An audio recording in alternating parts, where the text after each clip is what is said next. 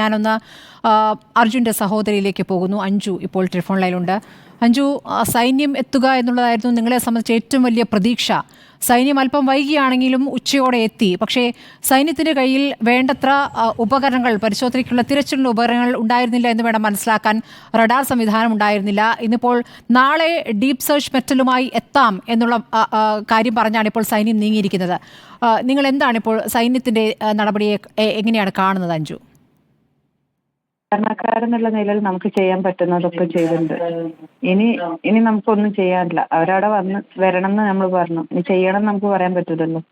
അവർക്ക് ചെയ്യാൻ പറ്റുന്ന പോലെ അവർക്ക് സമയം കിട്ടുമ്പോൾ അവർ ചെയ്യട്ടെ. ബുദ്ധിമുട്ടും കാര്യങ്ങളൊക്കെ നമുക്ക് മനസ്സിലാവുന്നുണ്ട്. അത്രയും വലിയൊരു സംഭവമാണ്. നമുക്കിനിപ്പോൾ ആരുടെ അടുത്തും ഒന്നും പറയാനില്ല. അത് നമ്മുടെയും കൂടി നമ്മൾ അനുഭവിക്കേണ്ടതായിരിക്കും ഇത്രയൊക്കെ.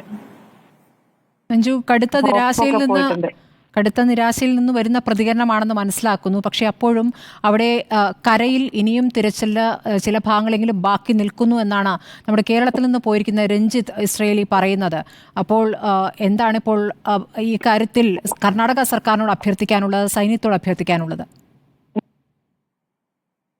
ആർക്കെങ്കിലും എപ്പോഴെങ്കിലും കണ്ടുപിടിക്കാൻ പറ്റുകയാണെങ്കിൽ കണ്ടുപിടിക്കട്ടെ എന്നുള്ളൂ. വയ്യ, നമ്മൾ അത്രയും സ്ട്രഗിൾ ചെയ്തിട്ടാണ് ഇതുവരെ ഇങ്ങനെ എത്തിച്ചത്. ഇനി പറ്റൂല. ആൾക്ക് വേണ്ടിയിട്ടുള്ള എത്രയോ ആളുകളും അവിടെ കഷ്ടപ്പെട്ട് നിൽക്കുന്നുണ്ട്. നമ്മളും കുറെ വെയിറ്റ് ചെയ്യുന്നുണ്ട്. പിന്നെ വേണ്ട രീതിയിലാണ് അവിടെ നടന്നത് ചോദിച്ചാൽ നമുക്ക് അറിയൂല.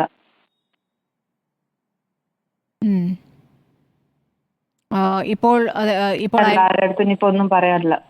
എന്താണ് അമ്മയുടെയൊക്കെ അവസ്ഥ? ഞാൻ പറയുന്നത് നമുക്ക് പറയാൻ പറ്റുന്ന രീതിയിലും ഒക്കെ ചെയ്തു. ഇപ്പൊ കാര്യമല്ലല്ലോ 6 ദിവസം കഴിഞ്ഞിട്ട്. ഇപ്പം അറിയില്ല, നമുക്കൊന്നും അറിയില്ല. എല്ലാം ഒരു ഹോപ്പിന്റെ പുറത്താണ് നമ്മൾ പറഞ്ഞത്. ഒരു വണ്ടി പിന്നൊക്കെ എവിടെയും കാണാനും പറ്റില്ല.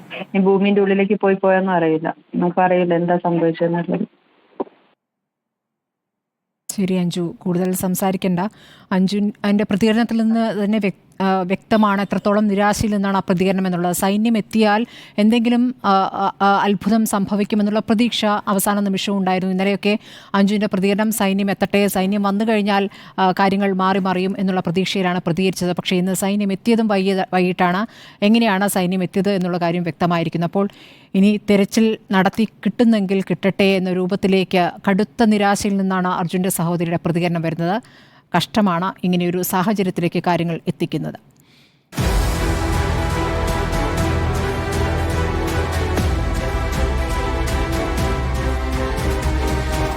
ഡിബേറ്റ് വിത്ത് സ്മൃതി പരുത്തിക്കാട്.